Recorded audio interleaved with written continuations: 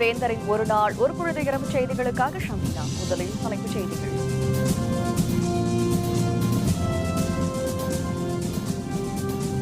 தேமுதிக மக்கள் நல கூட்டணி தமாக தொகுதி பட்டியல் வெளியீடு. வைகோ உள்பட தலைவர்கள் அறிவிப்பு.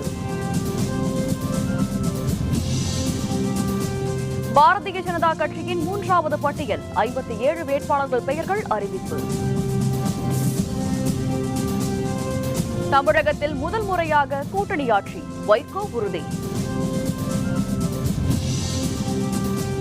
கருணாநிதியுடன் மு க அழகிரி திடீர் சந்திப்பு, அரசியல் எதுவும் இல்லை என ஸ்டாலின் எதிர்வினை.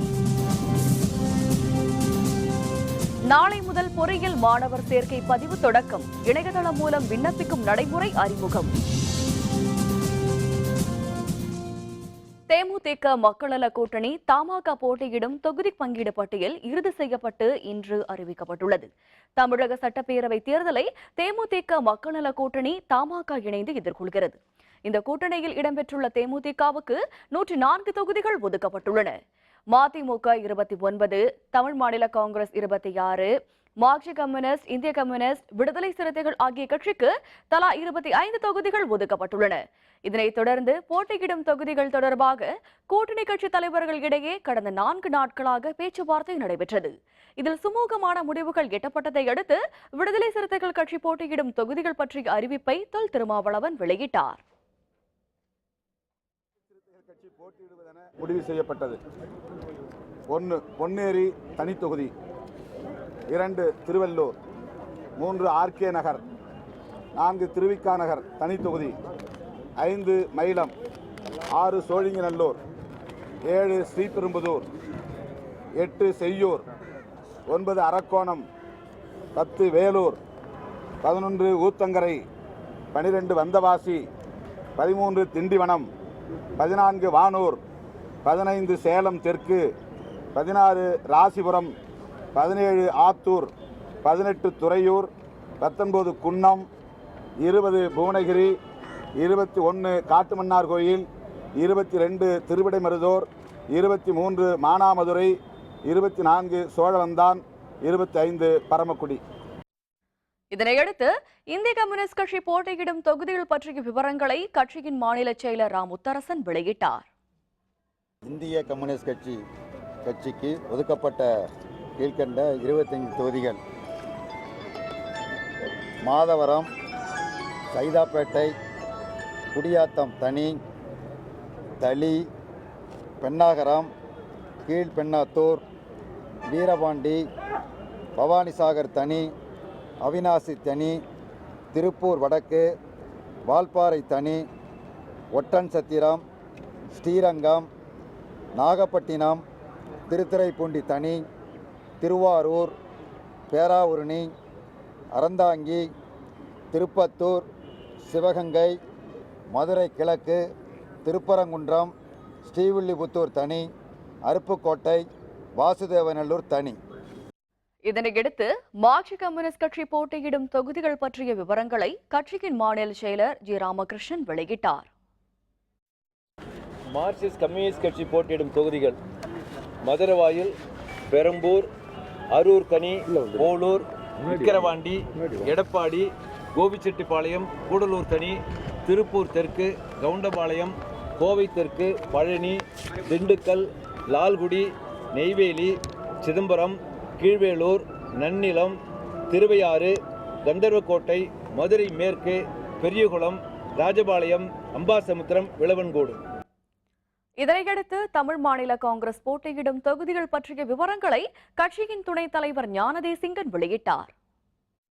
ராயபுரம், மயிலாப்பூர், காட்பாடி, அணைக்கட்டு, வாணியம்பாடி, பர்கூர், கிருஷ்ணகிரி, திருக்கோவிலூர், சங்ககிரி, சேலம் வடக்கு, நாமக்கல், பெருந்துறை, மேட்டுப்பாளையம், மடத்துக்குளம், கிருஷ்ணராயபுரம் ரிசர்வ், முசிறி, கடலூர், பூம்புகார், பாபநாசம், திருமயம், மேலூர், கம்பம், விளாத்திகுளம், ஸ்ரீவைகுண்டம், தென்காசி, கிள்ளியூர் 26 தொகுதிகள்.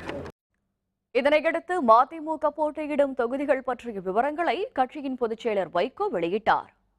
மக்கள் நல கூட்டணியிலே மறுமலர்ச்சி திமுகவுக்கு ஒதுக்கப்பட்டுள்ள தொகுதிகள்: பூந்தமல்லி, ஆவடி, துறைமுகம், ஆயிரம் விளக்கு, அண்ணாநகர், பல்லாவரம், திருப்போரூர், ஆற்காடு, செஞ்சி, ஈரோடு மேற்கு, தாராபுரம், பல்லடம், சிங்காநல்லூர், கிணத்துக்கடவு, அரவக்குறிச்சி, திருச்சி கிழக்கு, ஜெயங்கொண்டம், மன்னார்குடி, ஆலங்குடி, காரைக்குடி, மதுரை தெற்கு, உசிலம்பட்டி, சாத்தூர், தூத்துக்குடி, கோவில்பட்டி, சங்கரன்கோவில், நாகர்கோவில், பாளையங்கோட்டை, குளச்சல், மொத்தம் 29 தொகுதிகள். தமிழக சட்டப்பேரவை தேர்தலில் பாரதிய ஜனதா கட்சி சார்பில் போட்டியிடும் 3வது வேட்பாளர்கள் பட்டியல் மற்றும் புதுச்சேரி மாநிலத்தில் போட்டியிடும் வேட்பாளர்களின் முதல்கட்ட பட்டியலும் தில்லியில் இன்று வெளியிடப்பட்டது. ராயபுரம் தொகுதியில் ஜெமீலா, ஆலந்தூரில் சத்யநாராயணன், வேளச்சேரியில் டால்பின் ஸ்ரீதர், ஸ்ரீபெரும்பத்தூரில் மனோகரன் ஆகியோர் போட்டியிடுகின்றனர். தாம்பரத்தில் வேதா சுப்பிரமணியன், தொண்டாமுத்தூரில் கருமுத்து தியாகராஜன், கோவை வடக்கில் கண்ணன், பெருந்துறையில் சந்திரசேகர் உள்ளிட்டோரும் போட்டியிடுகின்றனர். முதுகுளத்தூரில் பி.டி. அரசகுமார், ராஜபாளையத்தில் ராமச்சந்திர ராஜா, மேலூரில் பூபதி கக்கன், பொள்ளாச்சியில் சிவகுமார் ஆகியோர் போட்டியிடுகின்றனர். கம்பத்தில் பிரபாகரன், கடலூரில் செல்வம், திருச்செந்தூரில் ஜெயராமன் ஆகியோர் போட்டியிடுகின்றனர். ஒடுக்கப்பட்ட மக்களுக்காக டாக்டர் அம்பேத்கர் பாடுபட்டதைப் போல தேமுதிக மக்கள் நல கூட்டணி தலைவர்கள் பாடுபடுவோம் என தேமுதிக தலைவர் விஜயகாந்த் தெரிவித்துள்ளார். டாக்டர் அம்பேத்கரின் 126வது பிறந்த நாளை ஒட்டி சென்னை கோயம்பேட்டில் உள்ள டாக்டர் அம்பேத்கர் சிலைக்கு தேமுதிக மக்கள் நல கூட்டணி தலைவர்கள் விஜயகாந்த், வைகோ, ஜி.கே. வாசன், ஜி. ராமகிருஷ்ணன், ரா. முத்தரசன் ஆகியோர் மாலை அணிவித்து மரியாதை செலுத்தினர். பின்னர் செய்தியாளர்களுடன் பேசிய விஜயகாந்த், ஒடுக்கப்பட்ட மக்களுக்காக அம்பேத்கர் பாடுபட்டது போல கூட்டணியில் உள்ள 6 கட்சி தலைவர்களும் பாடுபடுவோம் என தெரிவித்தார். ஒடுக்கப்பட்ட மக்களின் வாழ்க்கைக்காக எப்படி அம்பேத்கர் அவர்கள் பாடுபட்டார்களோ அதே போல இந்த 7 பேரும் சேர்ந்த 6 பேரும் சேர்ந்தாலும் நிச்சயமாக பாடுபடும் என்று புரட்சி அம்பேத்கர் அவர்கள் வாழ்க வாழ்க வாழ்க என்று வாழ்க. இதனைத் தொடர்ந்து செய்தியாளர்களுடன் பேசிய மதிமுக பொதுச் செயலரும் மக்கள் நல கூட்டணியின் ஒருங்கிணைப்பாளருமான வைகோ, தமிழகத்தில் முதல் முறையாக கூட்டணி ஆட்சி அமையும் என நம்பிக்கை தெரிவித்தார். அடித்தட்டு மக்களுக்கும் அதிகாரம் என்ற அம்பேத்கரின் கனவு நனவாக போவதாகவும் வைகோ குறிப்பிட்டார். தமிழ்நாட்டிலே ஒரு கூட்டணி ஆட்சி அமையப்போகிறது. டாக்டர் அம்பேத்கர் என்ன கனவு கண்டாரோ அடித்தட்டு மக்களுக்கும் அதிகாரத்தில் பங்கு, அந்த அவரது கனவு நிறைவேற போகிறது. இந்த மே மாதத்திலே அடித்தட்டு மக்களுக்கும் ஆட்சியில் பங்கு உண்டு. கேப்டன் விஜயகாந்த் தலைமையிலே நீடிக்கும் வெற்றி கூட்டணி. கூட்டணி 50 வருடத்துக்கு பிறகு வரலாற்று சிறப்புமிக்க கூட்டாட்சியை ஏற்படுத்தக்கூடிய வெற்றி கூட்டணி. இந்த கூட்டணி திமுக தலைவர் கருணாநிதியை அவருடைய மகனும் முன்னாள் மத்திய அமைச்சருமான மு.க. அழகிரி இன்று நேரில் சந்தித்தார். தமிழக சட்டப்பேரவை தேர்தலில் திமுக போட்டியிடும் 173 தொகுதிகளின் வேட்பாளர் பட்டியல் நேற்று மாலை வெளியிடப்பட்டது. இதனிடையே சென்னை கோபாலபுரத்தில் கருணாநிதியை அவருடைய இல்லத்தில் மு.க. அழகிரி இன்று காலை திடீரென சந்தித்து பேசினார். வேட்பாளர் பட்டியல் வெளியான நிலையில் நடைபெற்ற இந்த சந்திப்பு முக்கியத்துவம் வாய்ந்ததாக கருதப்படுகிறது. இதனிடையே கருணாநிதி மு.க. அழகிரி சந்திப்பு தொடர்பாக திமுக பொருளாளர் மு.க. ஸ்டாலினிடம் செய்தியாளர்கள் கேள்வி எழுப்பினர். இதற்கு பதிலளித்த அவர், கருணாநிதியை அழகிரி சந்தித்ததில் அரசியல் ஏதுமில்லை என தெரிவித்தார். தேவையற்ற கேள்விகளுக்கு பதிலளிக்க விரும்பவில்லை என்றும் தேர்தல் பிரச்சார முன்னேற்பாடுகளில் தற்பொழுது கவனம் செலுத்தி வருவதாகவும் ஸ்டாலின் கூறினார். அவர் தன்னுடைய தந்தையை சந்திட்டு போயிருக்காரு. வேற ஒன்றும் அரசியல் ரீதியெல்லாம் ஒன்றும் இல்லை. 2016-17ஆம் ஆண்டு பொறியியல் மாணவர்கள் சேர்க்கைக்காக நாளை முதல் இணையதளம் மூலம் பதிவு செய்யலாம் என அண்ணா பல்கலைக்கழகம் அறிவித்துள்ளது. இணையதளம் வாயிலாக பதிவு செய்யும் நடைமுறையை நிகழாண்டு முதல் அண்ணா பல்கலைக்கழகம் முதல் முறையாக அறிமுகப்படுத்தியுள்ளது. +2 தேர்வு முடிவுகள் வெளியானதற்கு பிறகு 7 நாட்கள் வரை விண்ணப்பிக்க அவகாசம் அளிக்கப்பட்டுள்ளது. +2 மதிப்பெண் உள்ளிட்ட அனைத்து விவரங்களையும் நிறைவு செய்ய விண்ணப்பத்தை பதிவிறக்கம் செய்து தேவையான அனைத்து ஆவண நகல்களையும் இணைத்து அஞ்சல் மூலமாகவோ நேரிலோ அனுப்பலாம் என்றும் தெரிவித்துள்ளது. பதிவு செய்யும் முறையில் சந்தேகம் ஏற்படும் விண்ணப்பதாரர்களுக்கு உதவும் வகையில் 60 உதவி மையங்கள் அமைக்கப்பட்டுள்ளதாகவும் கூறியுள்ளது.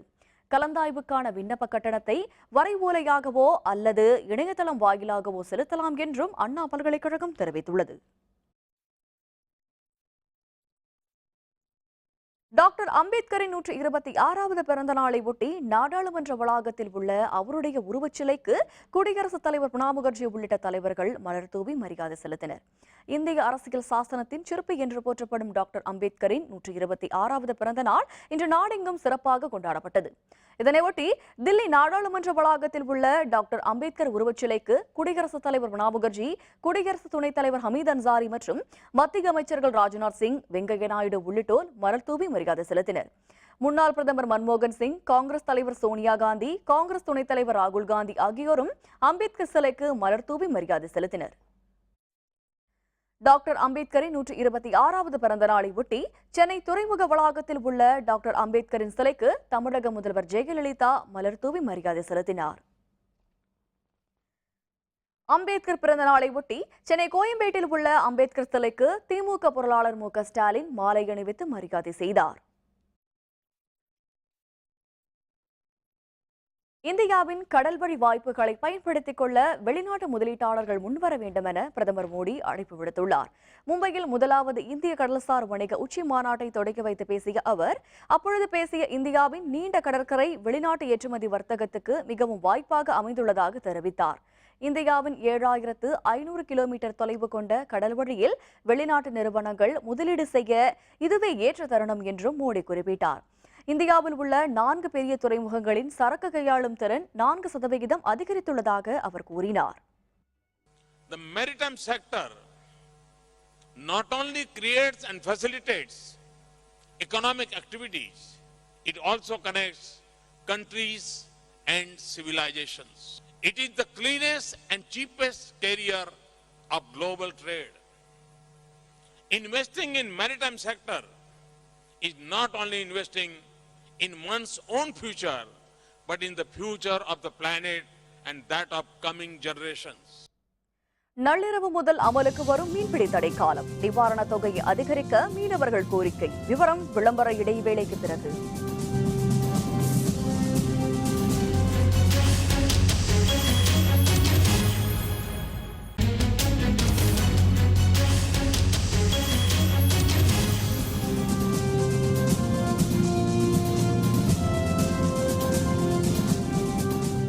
செய்திகள் தொடர்கின்றன.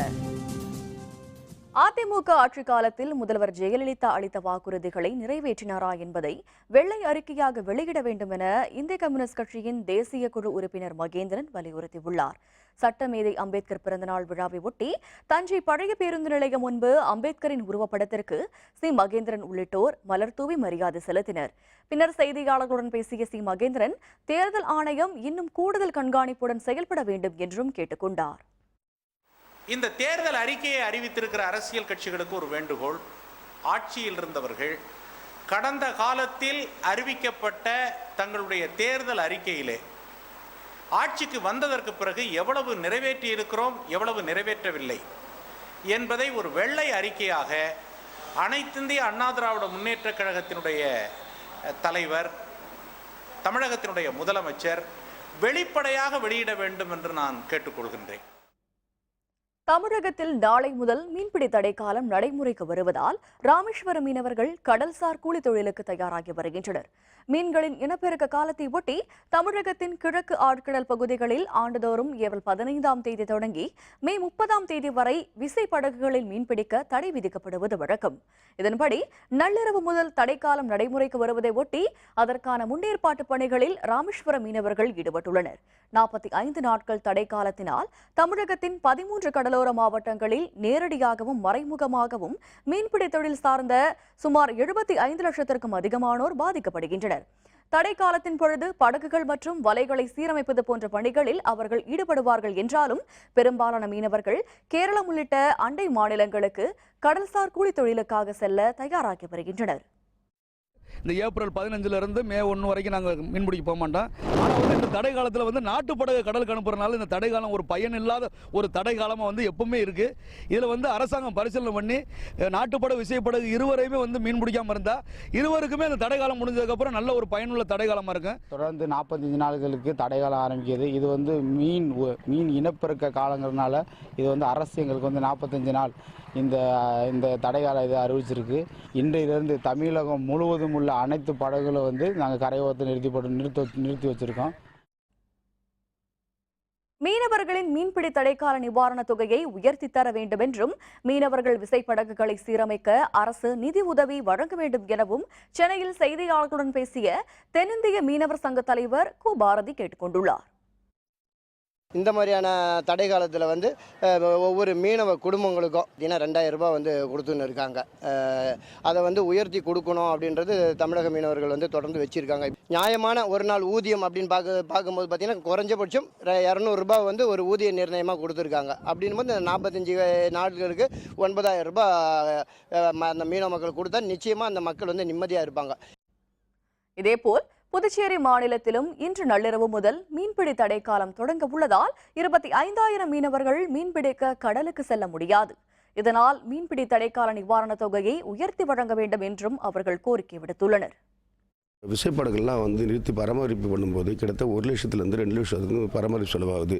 இந்த அரசாங்கம் கொடுக்கறது 20,000, பைபர் போட்டுக்கு வந்து 5,000, இப்படி தான் பண்ணின்னு இருக்கிறாங்க. கிட்டத்தட்ட ஒரு 8,000 உயர்த்தி கொடுத்தா தான் அங்கே வாழ்வாதாரம் இந்த காலகட்டத்துக்கு ஏற்றப்புள்ள சிறப்பு அமையும் என்பது செயல்படுகிறது. வேலூர் மாவட்டம் அணைக்கட்டு சட்டப்பேரவை தொகுதி திமுக வேட்பாளரை மாற்ற வலியுறுத்தி 1000க்கும் அதிகமானோர் திமுக மாவட்ட அலுவலகத்தை முற்றுகையிட்டனர்.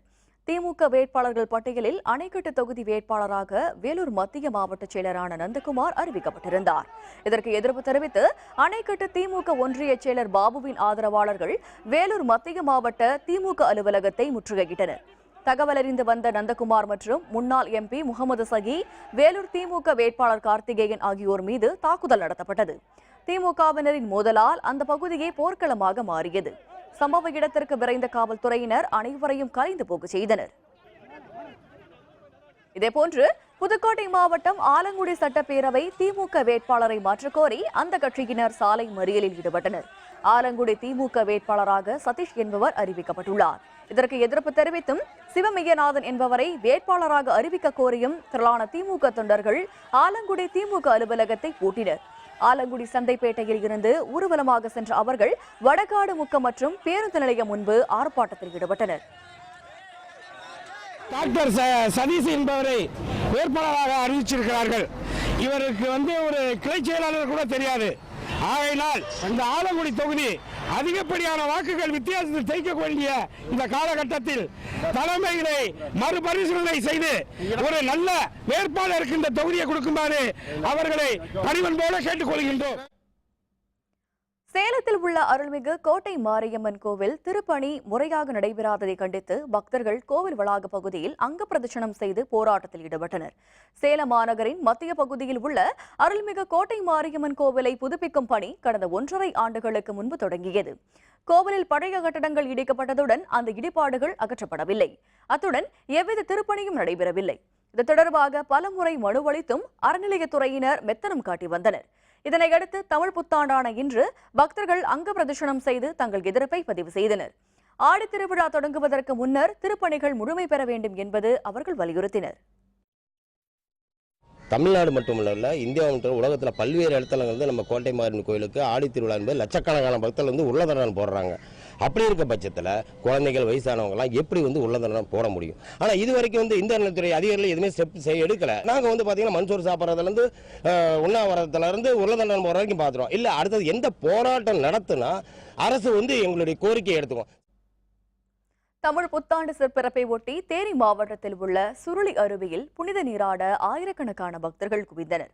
தமிழகத்தின் பல்வேறு பகுதிகளில் குலதெய்வ வழிபாடு, கோவில் குடமுழுக்கு போன்றவற்றிற்கு சுருளியில் உள்ள பூதநாராயணன் கோவில், வேலப்பர் கோவில், கன்னிமார் கோவிலில் வழிபாட்டு திருத்தம் எடுத்து செல்வது வழக்கமாக உள்ளது.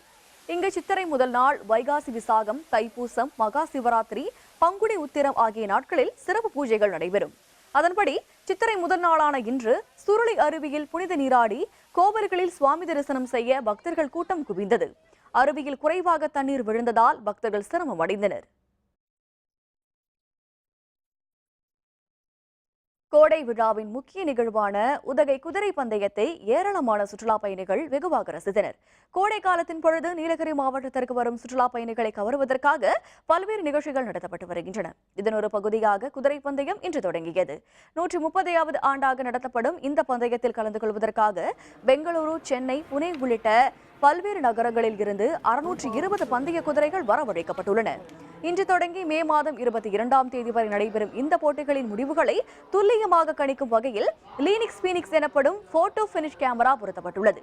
இன்று தொடங்கிய முதல் நாள் போட்டிகளை ஏராளமான சுற்றுலா பயணிகள் கண்டுகளித்தனர். இந்த டைம் ரேஸ் வந்துட்டு ரொம்ப டிஃப்ரெண்ட்டாக ஹேண்டில் பண்ணியிருக்காங்கன்னு சொல்லி சொன்னாங்க. ஹைதராபாத், பெங்களூர்ல இருந்தெல்லாம் கூட ஹார்சஸ் நிறையா வந்திருக்குன்னு சொன்னாங்க. It's different sport. ஒரு ஸ்பிரிச்சுவலாக இருக்குது, பார்க்குறக்கு ரொம்ப ஸ்பிரிட்டாக இருக்குது. ஹார்சஸ் எல்லாம் பாயிறது பார்த்தா ரொம்ப டிஃப்ரெண்ட்டாக நல்ல ஸ்டைலிஷாக இருக்குது. தமிழ் நியூ இயர்னால ரேஸஸ் இன்னைக்கு ஸ்டார்ட் பண்ணியிருக்காரு. கிளைமேட் ரொம்ப நல்லா இருக்குது. அப்புறம் horses they come all over the India and it's been real good. All the people are enjoying. சித்திரை பிறப்பை ஒட்டி கன்னியாகுமரி மாவட்டம் அருள்மிகு தானுமாலய சுவாமி கோவிலில் நடைபெற்ற கனி காணும் நிகழ்ச்சியில் ஆயிரக்கணக்கான பக்தர்கள் கலந்து கொண்டு வழிபட்டனர். இன்று ஒரே நாளில் தமிழகத்தில் தமிழ் புத்தாண்டும் கேரளத்தில் விஷு திருநாளும் கொண்டாடப்படுகிறது. இதனையொட்டி கேரள முறைப்படி பூஜைகள் நடைபெறும். குமரி மாவட்டம் சுசீந்திரம் அருள்மிகு தானுமாலய சுவாமி கோவிலில் கனி காணும் நிகழ்ச்சி நடைபெற்றது. இதனை அதிகாலை முதலே ஆயிரக்கணக்கான பக்தர்கள் நீண்ட வரிசையில் நின்று தரிசனம் செய்தனர்.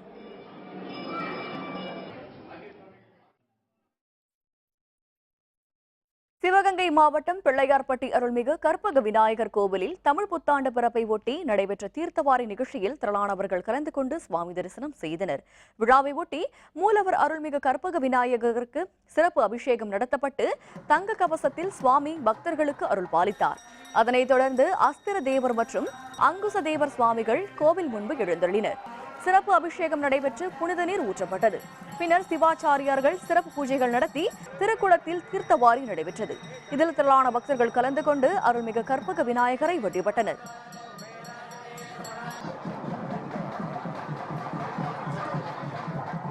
வளம் நிறைந்த ஆண்டாக இருக்கும் அப்படின்னு கணித்து சொல்லியிருக்காங்க. இந்த வருஷம் மழை தண்ணி எல்லாமே நல்லா இருக்கும், பஞ்சமெல்லாம் போய் நல்லபடியாக இருக்கும்னு சொல்லி அதுக்கு முழு முதற் கடவுளான விநாயகரை வேண்டி வணங்கிட்டு போனோம்னா எல்லா சுபிச்சமும் பெறுங்கிற நம்பிக்கையில் இன்னைக்கு எல்லாருமே இங்கே வந்திருக்காங்க.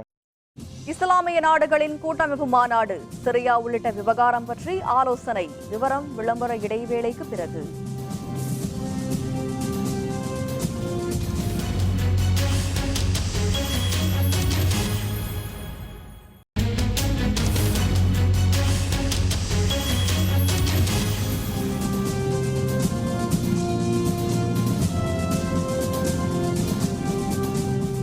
செய்திகள் தொடர்கின்றன. செய்திகள்.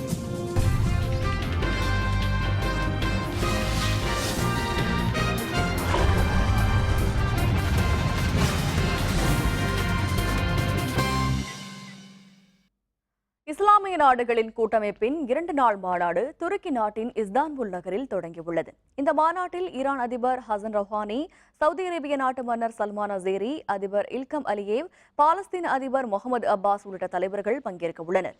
மாநாட்டிற்காக இஸ்தான்புல் வருகை தந்துள்ள இஸ்லாமிய நாட்டு தலைவர்களை துருக்கி அதிபர் தையிப் எர்டோகன் வரவேற்றார்.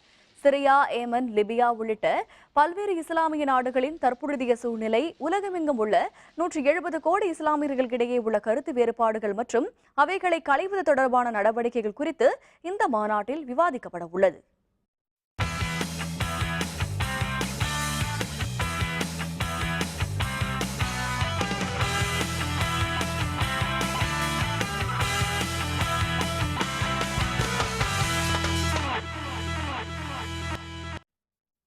குஜராத் மாநிலம் ராஜ்கோட்டில் இன்று நடைபெறவுள்ள IPL போட்டியின் 6வது லீக் ஆட்டத்தில் ரைசிங் புனே சூப்பர் ஜெயின்ஸ் அணியும் குஜராத் லயன்ஸ் அணியும் மோதவுள்ளன. இந்திய கிரிக்கெட் அணித் தலைவர் Mahendra Singh Dhoni rising Pune super giants அணியின் தலைவராகவும், சுரேஷ் ரெய்னா குஜராத் லயன்ஸ் அணியின் தலைவராகவும் மோதவுள்ளனர். இந்த இரு வீரர்களும் 8 ஆண்டுகளாக ஏற்கனவே சென்னை சூப்பர் கிங்ஸ் அணியில் இருந்தவர்கள் என்ற நிலையில் தற்பொழுது எதிரும் புதிருமாக இவர்கள் இருவேறு அணிகளில் மோதவுள்ளனர். இதனால் இன்றைய போட்டி கிரிக்கெட் ரசிகர்கள் நடுவில் அதிக ஆர்வத்தையும் எதிர்பார்ப்பையும் ஏற்படுத்தியுள்ளது. மீண்டும் தலைப்புச் செய்திகள். தேமுதிக மக்கள் நல கூட்டணி தமாக தொகுதி பட்டியல் வெளியீடு. வைகோ உள்பட தலைவர்கள் அறிவிப்பு. பாரதிய ஜனதா கட்சியின் 3வது பட்டியல். 57 வேட்பாளர்கள் பெயர்கள் அறிவிப்பு. தமிழகத்தில் முதல் முறையாக கூட்டணி ஆட்சி. வைகோ உறுதி. கருணாநிதியுடன் மூக்க அழகிரி திடீர் சந்திப்பு. அரசியல் எதுவுமில்லை என ஸ்டாலின் எதிர்வினை.